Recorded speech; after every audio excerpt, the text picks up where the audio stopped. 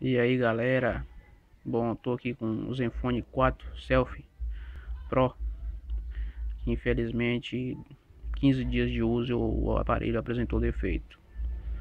Tudo começou com um aquecimento na parte traseira do aparelho. Aquecimento esse que desencadeou umas manchas e uns riscos na tela. Umas manchas amareladas e os riscos de cor azul bem brilhoso. E nisso foi se agravando, né? Foi aumentando os riscos, as manchas. E o celular apagou a tela, tá? E dessa forma que vocês estão vendo aí. A única coisa que acende é as teclas retroiluminadas. Só isso. Quando eu aperto o power aqui, ó, elas se acendem.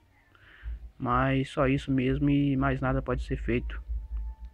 A tela não tem operação, né? Bom, entrei em contato com a ASUS na quinta-feira, que foi quando começou, desencadeou esses problemas aí. Mandaram lá na página, tem tipo um formulário que você preenche com seus dados pessoais. Você tem que colocar uma foto da nota fiscal e a descrição do defeito. E nisso demorou 12 horas para me responder. Eles foram me responder no outro dia. E só deixaram dois telefones para mim entrar em contato, sendo que um era 0800. Liguei, né? E não foi fácil falar com eles, porque tentei várias e várias vezes e não era porque o telefone estava ocupado não, ou com defeito, sei lá. Porque tentei, o telefone somente bipava, bipava e ninguém atendia. Até que consegui falar. Aí me passaram a seguinte informação: eu teria que aguardar 72 horas, né? A partir do momento que eu mandei o e-mail pro técnico me retornar e me dizer como é o procedimento para enviar o aparelho. E até agora, né?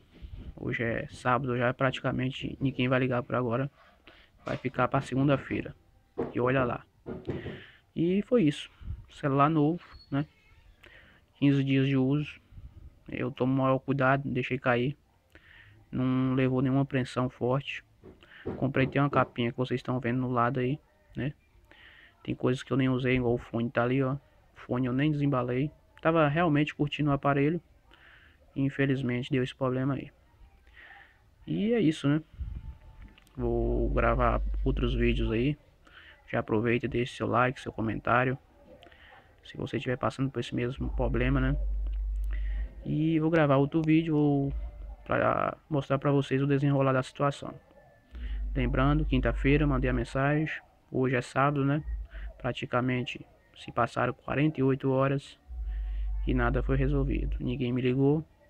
Vamos aguardar até segunda-feira. E é isso. Muito obrigado aí por ter assistido. Valeu. Até mais.